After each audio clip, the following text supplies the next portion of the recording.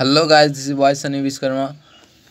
तो मैंने आप लोग को पिछले लेक्चर में बताया था आई निकालने के लिए integration of D M R square का यूज करते हैं, जिसमें कि r is the perpendicular distance from the axis of rotation. R is the perpendicular distance, ये तो आप लोग जानते ही होंगे भाई साहब, एक्सिस ऑफ रोटेशन। तो मैं आप लोग को आज थोड़ा रिवाइज करवा देता हूँ पिछले लेक्चर में क्या पढ़ाया था। पिछले लेक्चर में बताया गया था कि पॉइंट मास सिस्टम के लिए हम लोग कैसे निकालेंगे। तो जहाँ पे एक्सिस ऑफ रोटेशन रहेगा उससे पॉइंट मास जहाँ भी रहेगा उसकी परपेंडिकुलर डिस्टेंस को आर ले लेंगे और फिर एम आर स्क्वायर पे निकालेंगे। ये होता है पॉइंट मास सिस्टम के लिए सिर्फ एम आर स्क्वायर। आज हम लोग पढ़ेंगे डिस्ट्रीब्यूटेड मास सिस्टम के लिए। जैसा कि आप लोग ने थंबनेल में देखा होगा कि आज हम लोग डिस्ट्रीब्यूटेड मास सिस्टम में क्या पढ़ेंगे। पहले तो हम लोग पहला पढ़ेंगे, आप लोग लिख लीजिए पहले में रिंग का मोमेंट ऑफ इनर्शिया हम लोग कैसे निकालेंगे। आई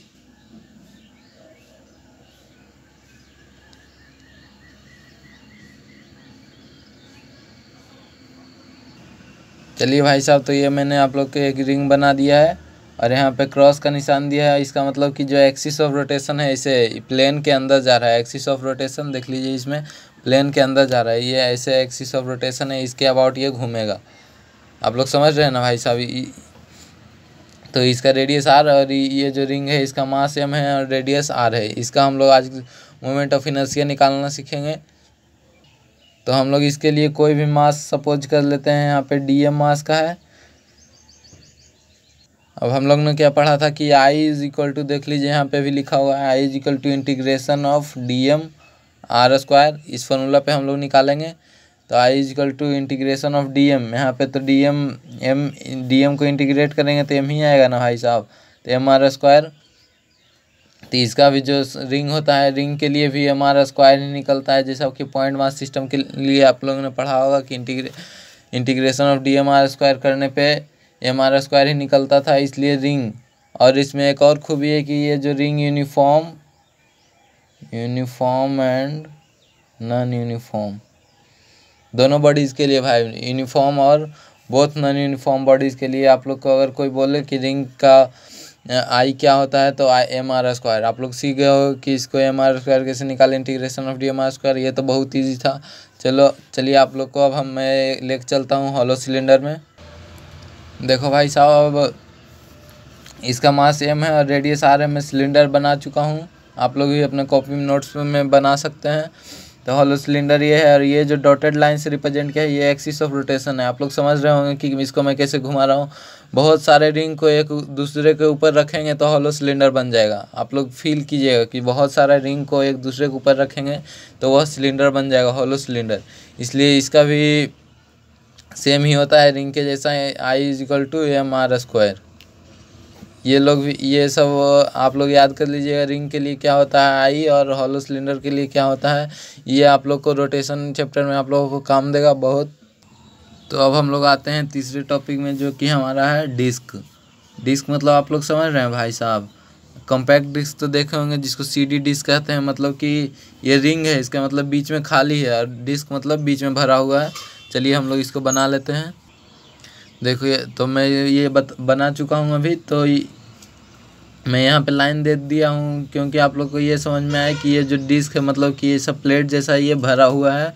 और ये मैं यहाँ पे क्रॉस का निशान दिया हूँ क्योंकि ये है जो हमारा एक्सिस ऑफ रोटेशन है। और एक्सिस ऑफ रोटेशन ये है, मतलब आप लोग समझ रहे हैं, इसके अबाउट घुमाया जाएगा। एक्सिस ऑफ रोटेशन कभी भी घुमाया जाएगा तो इसके अबाउट घुमाया जाएगा। और डिस्क में हम लोग हमेशा पढ़ेंगे यूनिफॉर्म डिस्क के लिए, इसमें हम लोग नॉन यूनिफॉर्म के लिए नहीं पढ़ेंगे। जैसे कि यहाँ पे ये जो आई का वैल्यू है एम आर स्क्वायर, ये दोनों यूनिफॉर्म और नॉन यूनिफॉर्म दोनों के लिए। इसमें भी यूनिफॉर्म और नॉन यूनिफॉर्म दोनों के लिए है।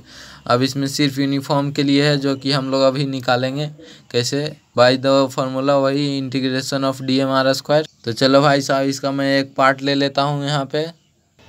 तो भाई साहब मैंने यहाँ पे इसका एक पार्ट ले लिया है और यहाँ पे मैं एक एलिमेंट लेता हूँ डी एम मास।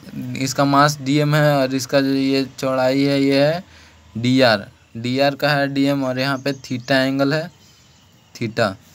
तो आप लोग को एक चीज़ जानने हुए रहना चाहिए, सिग्मा। जैसे कि हम लोग को डेंसिटी पढ़े ना भाई साहब, डेंसिटी रो होता है, रो बराबर क्या होता है, मास बाय वॉल्यूम। तो ये इसको बोलते हैं वॉल्यूमेट्रिक डेंसिटी। ये हो गया वॉल्यूमेट्रिक डेंसिटी, और इसी तरह ये होता है एरियल डेंसिटी। तो इसको सिग्मा से डिनोट करते हैं। जैसे मास बाई वॉल्यूम है, तो यहाँ पे हम लोग मास बाई इसका एरिया करते हैं, मास बाई एरिया, इसी को बोलते हैं सिग्मा। तो इसके लिए हम लोग सिग्मा निकालेंगे पहले इस प्लेट के लिए, उसके बाद फिर इसका हम लोग उसके वो जब निकल जाएगा तो उसके अनुसार हम डीएम निकालेंगे। तो देखिए ये मास, इसका मास तो मान लेते हैं, इसका ये मास m है और रेडियस ये तो r है ही। तो मास को m ले लिए और एरिया इसका कितना हो जाएगा भाई साहब, थीटा बाई 2 पाई। आप लोग पढ़े ना, theta by 360 into 2 pi r square into 2 pi r square. इस पर हम लोग निकालेंगे तो क्या होगा, 2 पाई से 2 पाई कट गया, आर स्क्वायर थीटा बच गया, m by r square theta. Sorry भाई साहब, यहाँ पे थोड़ा सा theta by 2 pi into pi r square होना चाहिए था, इसलिए ये 2 नीचे में रह जाएगा, ये 2 यहाँ पे रिमेनिंग रह जाएगा। यहाँ पे आ गया m by 2 r square theta, जिसको हम लोग आर स्क्वायर थीटा बाई 2 होना चाहिए, इसलिए 2m by r square theta हम लोग लिखेंगे। ये हमारा आ गया सिग्मा। सिग्मा आया समझ में भाई कि कैसे सिग्मा निकला। सिग्मा हम लोग निकाले मास बाई एरिया करके। तो अब हम लोग इस डीएम मास का निकालेंगे कि डीएम मास कितना है। तो डीएम बराबर, तब ना हम लोग इंटीग्रेशन से डीएम आर स्क्वायर करेंगे तो आ जाएगा आंसर।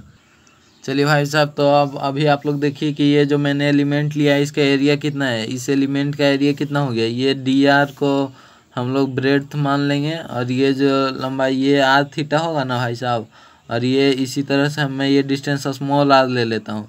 तो ये जो डिस्टेंस होगा स्मॉल आर थीटा होगा, ये आप लोग पढ़े होंगे स्टार्टिंग में, ये 11th का जब स्टार्टिंग किया होगा तभी आप लोग पढ़ेंगे। तो ये आर थीटा लेंथ है, तो r theta into d theta हम लोग कर सकते हैं। ये हो गया इसका एरिया। तो अभी हम लोग क्या पढ़े थे, लीनियर मास डेंसिटी बराबर लीनियर एरियल डेंसिटी बराबर sigma is equal to mass by area. तो डीएम बाई ये एरिया है ना, डी ए इसको लिख सकते हैं, तो इसको डायरेक्ट हम लोग लिखेंगे d r into r theta. तो अब हम लोग डी एम निकालना मेरा मेन मोटा था, तो डी एम हम लोग कैसे निकालेंगे, sigma into d r into r theta. Okay भाई साहब, तो अब आप लोग देखिए कि सिग्मा मैंने क्या निकाला था, 2m by r square theta, 2m by r square theta into d r into r theta. तो चलिए भाई साहब, यहाँ तक हमारा हम लोग का डीएम निकल गया। यहाँ थीटा से थीटा कैंसिल हो गया, और तो कुछ कैंसिल नहीं हो गया। चलिए नेक्स्ट पेज में हम लोग चलते हैं। डीएम बराबर हमारा क्या निकल गया, 2m by r square r d r, ये हम लोग का निकल गया। अब हम लोग ने क्या पढ़ा था, d I is equal to d M R square. आप लोग बोलिए ये कैसे आ गया, ये इसमें कोई लॉजिक वाला कुछ खास बात नहीं, इसको दोनों के इंटीग्रेशन करेंगे, डी आई तो ये आई निकलेगा ना भाई साहब, I is equal to integration of D M R square हुआ ना, बस यही था और कोई लॉजिक नहीं था। इंटीग्रेशन ऑफ डी एम ये था, डी एम इसको हम लोग पुट करेंगे 2m r, small r capital R का ध्यान रखिएगा, स्मॉल आर, ये डी आर को हम लोग लास्ट में लिखेंगे, और ये आर स्क्वायर है तो ये कैपिटल आर स्क्वायर ही हुआ, आर स्क्वायर इंटू थीटा। और यहाँ पर ये जो कैपिटल या स्मॉल कुछ भी लीजिए, क्योंकि यहाँ पे इसका वैल्यू तो चेंज होने वाला है, तो स्मॉल ही ले लेते हैं, ठीक है, क्योंकि इसका वैल्यू तो, और इसका इसमें लिमिट लगेगा ना भाई साहब। यहाँ पे देखिए हम लोग को कहाँ से निकालना है, यहाँ 0 से रेडियस आर तक, मीन्स यहाँ से हम लोग को यहाँ निकलना है, ये चारों तरफ का। ये आप लोग ध्यान रखिएगा कि इसी को एक्सिस ऑफ रोटेशन यहीं पे होगा तब हम लोग निकाल रहे हैं। तो इसका मतलब कि लिमिट होगा 0 से आर तक के लिए। तो अब हम लोग निकालेंगे इसका इंटीग्रेशन। अरे सॉरी भाई साहब, ये तो थीटा तो कैंसिल हो गया था ना, यहाँ पे डी आर रहना चाहिए, डी आर। अब हम लोग निकालेंगे इंटीग्रेशन, ये आर यहाँ पे कांस्टेंट आएगा, तो हम लोग जो कांस्टेंट है पहले बाहर निकाल लेते हैं, 2m बाई आर स्क्वायर। और भी कुछ कांस्टेंट है क्या, अब तो नहीं कोई भी कांस्टेंट है, तो अब लोग integration of 0 to are, 2m निकल गया, ये बच गया आर क्यूब डी आर। अब हम लोग इसको निकाल लेंगे 2m बाई आर स्क्वायर, और इंटीग्रेशन देखिए यहाँ पे लिमिट 0 था, ये माइनस हो जाएगा 0, तो वो कोई फ़र्क नहीं पड़ेगा, इसलिए इसका वैल्यू हम लोग आर लेंगे, r⁴ बाई 4 डी आर। तो ये तो हट ही गया, फिर आर स्क्वायर से कट गया, आर स्क्वायर बच गया, 2 से 2 कट गया, यहाँ पे क्या आ गया, m r स्क्वायर बाई 2। तो आप लोग सीख गए होंगे कि डिस्क के लिए यहाँ पे अगर हमारा रहा एक्सिस ऑफ रोटेशन, तो इसका इंटीग्रेशन करके कैसे निकालेंगे आई मोमेंट ऑफ इनर्शिया। इसलिए ये आप लोग याद कर लीजिएगा कि moment of inertia of disc कितना होता है, mr²/2। ये आप लोग याद कर लीजिए। तो हम लोग क्या सीख गए कि moment of inertia of disc इतना ही होगा, mr²/2। तो moment of inertia of disc हमारा आ गया mr²/2। अब हम लोग देखें कि, और ये याद रखिएगा कि अगर यहीं पे रहेगा एक्सिस ऑफ रोटेशन ऐसे करके परपेंडिकुलर टू द प्लेन, तभी हमारा ये आएगा axis of moment of inertia mr²/2। अब हम लोग देखते हैं सेमी सर्कुलर डिस्क रहा, तो मान लीजिए कि ऐसा डिस्क रहा और यहाँ पे हमारा रहा, ये अगर सेंटर पे ही है मोमेंट ऑफ इनर्शिया, ये डिस्क है आप लोग समझ लीजिएगा। अगर सेंटर पे ही है एक्सिस ऑफ रोटेशन, तो इसका भी हम लोग का आई आएगा मोमेंट ऑफ इनर्शिया mr²/2। तो चलिए भाई साहब, आज के लिए इतना ही काफ़ी रखते हैं, नहीं तो फिर आप लोग का दिमाग में हलचल समझ जाएगा और बहुत सारा फिर एक दिन में समझ नहीं आएगा, फिर आप लोग भूलने लगे। ये आप लोग इतना ही बस याद कीजिए आज के लिए। हम लोग मिलेंगे अगले लेक्चर 3 में, उसमें हम लोग रड के बारे में पढ़ेंगे। उस लेक्चर में हम लोग रड के बारे में पढ़ेंगे, कैसे रड के डिफरेंट केसेस में मोमेंट ऑफ इनर्शिया निकालेंगे, डिफरेंट एक्सिस ऑफ रोटेशन रखेंगे तो कैसे निकालेंगे। आज आप लोग इसको रिवाइज कीजिए, अच्छे से याद कीजिए। हम लोग मिलेंगे लेक्चर 3 में, जिसमें हम लोग rod moment of inertia of rod निकालेंगे। चलिए भाई साहब, वीडियो अच्छा लगे तो लाइक और सब्सक्राइब जरूर कीजिएगा।